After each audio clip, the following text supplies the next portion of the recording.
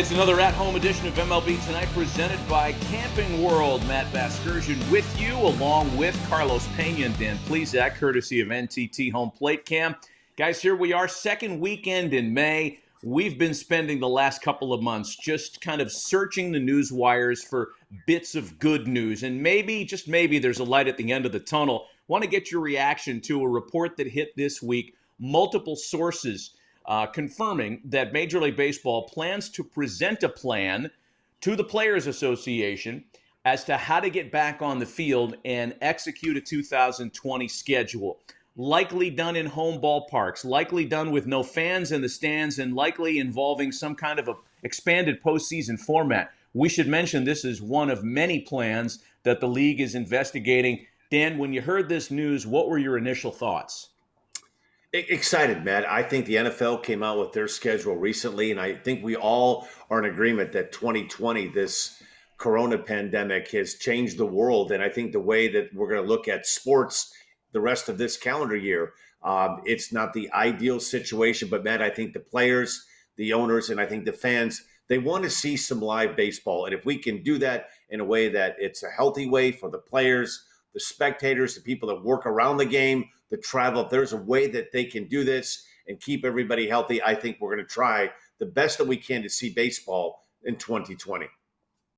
Dan, exciting indeed. You know, when you look at MLB and the Player Association trying to come down to an agreement as to when to start the season, I think they understand the responsibility of the industry as far as giving the country their heartbeat back. I mean, think about a summer without baseball.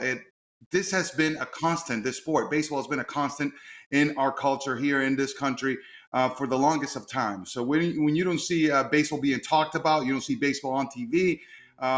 There's no baseball being discussed among anyone right now. So it's important to get back and to hear the news that an agreement may be presented or a plan may be presented here in the next week. It's very exciting and very, very promising. So I look forward to the very exciting, quick postseason with many other teams involved. So this is a great opportunity for baseball to rise to the occasion. Yeah, as we all know, the season is filled with these mile markers, right? Opening day being the thing that starts the whole ball rolling, and then you get Easter weekend in, and then Mother's Day weekend occurs. And as we're upon Mother's Day weekend in 2020, we thought it appropriate to look back at one of the most amazing Mother's Day performances in Major League history. Well, let's see if some history can be made. Dallas Braden, the crowd, some of them starting to rise to their feet. 3-1 pitch. Pennington, he's got it. Throw it up first. He did it. He did it. Dallas Braden has thrown a perfect game. Unbelievable. Mother's Day 2010, a very special day for Dallas Braden and for the Oakland A's. And with Mother's Day weekend upon us, we turn our sights onto really one of the most amazing baseball stories of our generation. Dallas Braden's perfect game on Mother's Day 10 years ago. Joining us on MLB Tonight, Dallas, you have talked about this game until you're blue in the face, I'm sure, but it's still a great conversation for us to have. And I want to take you back to that afternoon. At the time, it was just the 19th perfect game in Major League history. Did you feel like you had something special after throwing your bullpen that day and going out to work, or did it evolve as the game wore on? Matty V, I don't know what happened. I was, Sack, you can attest to this. Like I was 102, 103 in the bullpen, wipeout slide piece at 90. I was electric. I get out there to the mound and it's 88. How did that happen? I don't know. No, I mean, I was never going to be a dude who was going to dress you up with anything electric on the mound, period. The game plan was always going to have to be hit the glove, try to stay one pitch ahead, and just stay off of the barrel. When I've got absolute beasts up there coming at me from the left and right, all of the CP you see there, I'm going to have to just do. I'm going to have to do the small things, which is, try to aim small, miss small, and again, let the defense that you guys have seen right here go to work behind me. Dallas, what I love about you, you're brutally honest. Did you know fourth, fifth inning, you had at least a no-hitter going? Did you know through 4 or 5, like, man, you look up there and you go, man, I haven't given up anything? No, Zach, and it wasn't until they had a mound meeting. I think at that point in time, it was like 4-0, and they come out and I mean, Wago, James Shields is on the mound, right? And I mean that's James at the moment in time in his career where he's just dominating everybody. So anytime you start to get to the other team's guy and it's him and they're having a mound, well, that's when I kind of took stock and I'm looking up at the scoreboard and look, I need I need no gloves. I need to be barefoot to get all the way to 20. So I'm not very good at math and I'm watching and I'm like, okay, no hits, no. I'm like, oh, damn. Okay. All right. Okay. And that's when it like dawned on me. And I'm just telling myself like, don't screw this up. Don't baby this. Right. That was what I kept. Cause Zach, I'd never seen the ninth inning of a big league mound. Like, I don't know what a big league mound looks like in the ninth inning at that point in my career. Like I'd never been out there.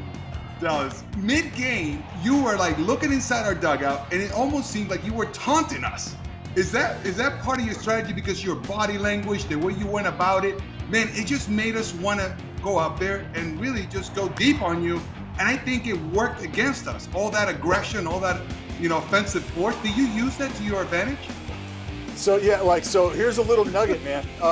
That day, and obviously you guys don't know this, but that day is the first day that we had started a promotion where if you were from the 209, which is my area code in Stockton, California, if you're from the 209, I'm paying for your ticket to get into the ballpark, right? You just got to show your address. You're from Stockton, and I have paid for your ticket, and you will be sitting in section 209, which is coincidentally placed above your dugout. So not directly above, but the second level above your dugout, right? So there was, I mean, if you ask people that were there was, I think there were like 1.2 million people in attendance at this point. For the 1,500 people that were actually there, a lot of them were sitting in that section, right?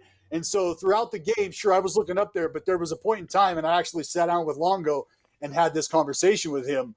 When your boy Longo squares around to bunt against me at that time, that's when I'm like, oh, really? Oh, that's cute. That's cute. Longo, why don't you go grab another bat and bring two of them up there with you next time? Because it ain't going to help, pal. That's when I started. Like, that's when the bravado started to build, right? And again, I loved it. But I needed all that, man. I need that. Looking Like, am I going to stare you down with like with what I really have, or do I need to pump my tires before I get out there? You know what I'm saying? I'm pumping my tires before I get out there. Yeah.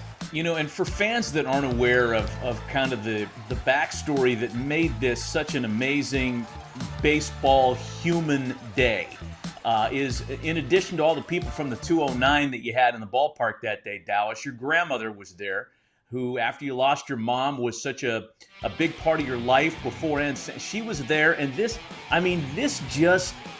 I still get chills watching this, and I would imagine the reaction for you has got to be the same all these years later. I've never, we haven't watched the game. I don't know that I can watch the game. I've sat down when I was out at ESPN. I sat down and kind of went over some moments with my grandmother. But we've never sat down and watched that game together. I don't know that I could ever actually do that. That's just, yeah. Sorry. She was there, man. And that's all that mattered to me. And like a cool story, I know where she sat as well. So I would look up at her in between each inning coming off the mound, that day and every other day that I was starting. And at the end of the ball game, she wasn't there. And I'm kind of like going into panic mode. Like, where's my grandmother? I can't find her. Well, she had made her way down to the dugout. And I don't know how old she was at the time, 70 or something, is on top of the dugout for the last out of the game. And like, you're not allowed on top of the dugout. What are you doing, lady? You're 70 years old. Get down. You're going to break something. And I just remember seeing her, then they're getting her off the dugout, and I'm just like pointing at her, like, get her over here. That was the only person I wanted to see. Like, everything else just kind of like a movie, kind of fades away. It gets fuzzy. She was the only one that I could focus on. I didn't have any words, and I just wanted to, I wanted to embrace her, because that was all I could do, was like, look, if you can feel my heartbeat, maybe if you can just feel what I'm feeling right now, you can understand, because I'm not going to have the words for you right now, and I'm sorry about that, but feel this, because this is an entire lifetime coming to a head right here, right now.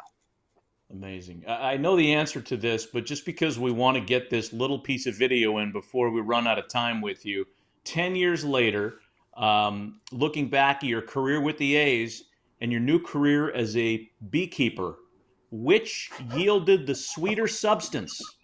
Your time on the mound or what you're doing now? What is going on here? This right here has quickly become a passion. You can see down there on the right-hand side, upper right-hand side as well. That's larvae right there. Those are baby workers coming to the forefront. You can see some of the other folks. These are all ladies, by the way, very hardworking ladies. They're feeding them. They're eventually going to raise the next generation. Look, we've got murder hornets touching down over here stateside. Somebody's got to take up arms here, boys. I'm going to go ahead and do the yeoman's work for all of us, all right?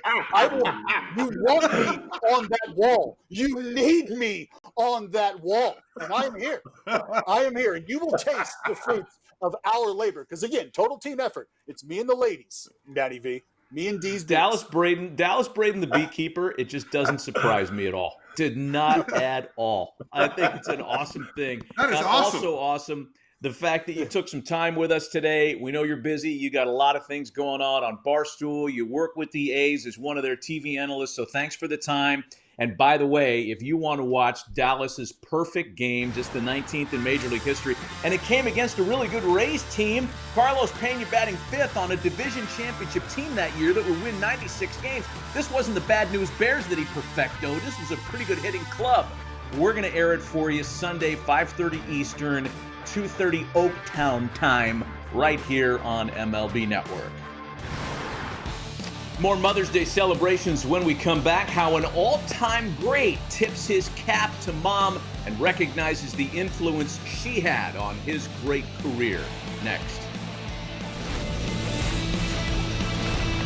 MLB Tonight is presented by Camping World, making RVing fun and easy since 1966. Visit campingworld.com today.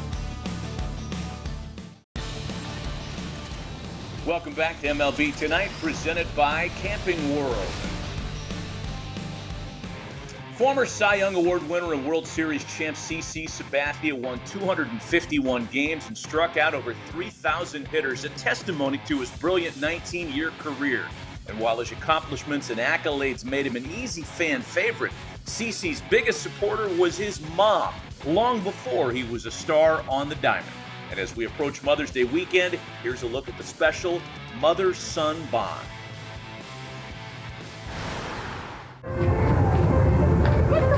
CeCe's name came from my mother. In the hospital, she said, okay, so what is his name? And I said, Karsten Charles Sabathia Jr. And she goes, I'm not gonna say all that. His name is CeCe.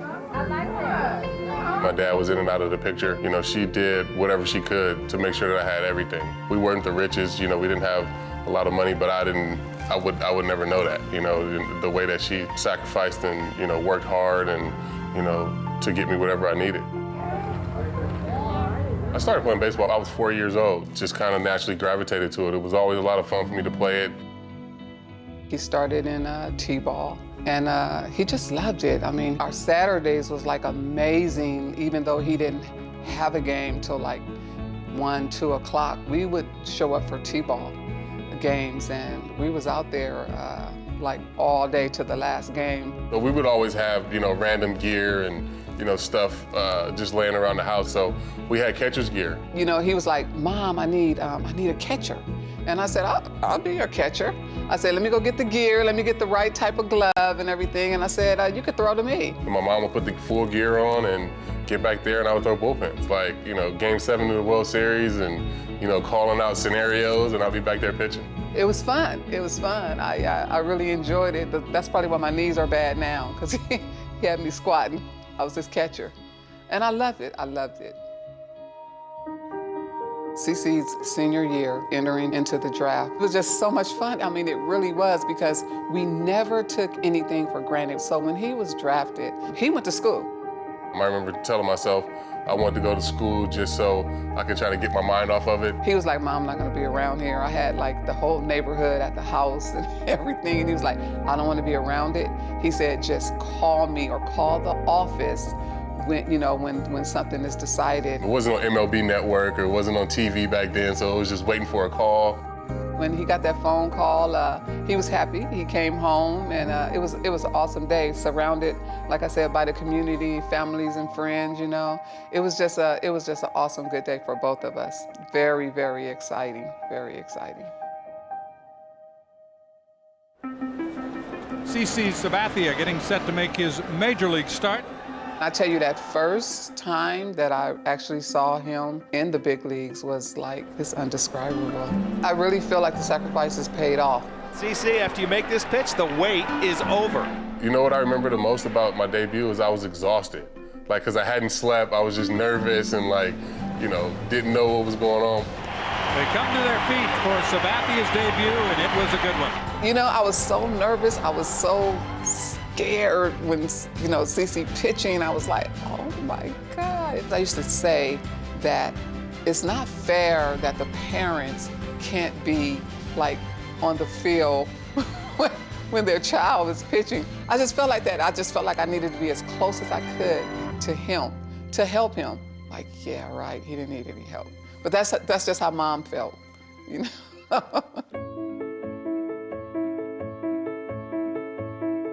I think what makes her special is just, her compassion, her heart, the humbleness, the perseverance, dealing with adversity and giving up everything to raise me and sacrificing so much and just being there for me, intensely into whatever I was into, whether it was sports, school, just always easy to talk to and,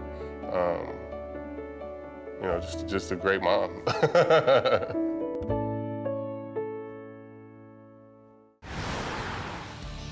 More Mother's Day celebrations when we come back with the help of our friends from Play Ball. A look at some of the top Mother's Day moments in Major League history. Next on MLB Tonight.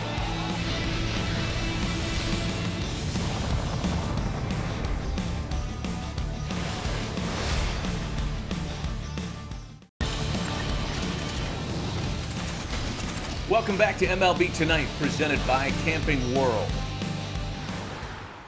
Hey, airing this Saturday, a Mother's Day edition of Play Ball, where we count down the top 5 Mother's Day moments in Major League Baseball history.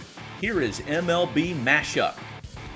13th inning, tie game. Here's Javi Baez. He could end the game with one swing. Deep left center! Game over! Cubs win! Baez does it 4-3 to final. Pink ice cream for everybody. Deep right field! Happy Mother's Day! Gone! A walk-off jack for Bill Hall. I'm not sure Mom knew he was gone, but Son knew it. Just magical. What a ball game. That one's for you, Mom. Center field. Still going. Goodbye! 3-run home run for Torrey Hunter. That one was up and into the gap right center field. A 2-run double for Torrey Hunter. Left field. Thames.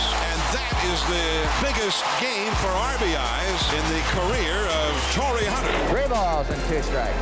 Here's the payoff pitch. This is it. There it goes. It's out of here.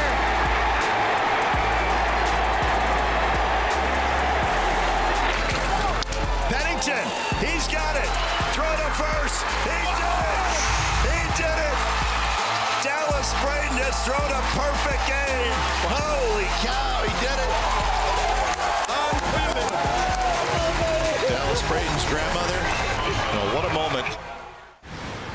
That'll be a fun weekend with us here. That edition of Play Ball Saturday. Here's the schedule on Mother's Day. We'll kick it off at 11 a.m. with the Mother's Day Miracle Game. Boston scores 6 in the bottom of the ninth to beat the Orioles.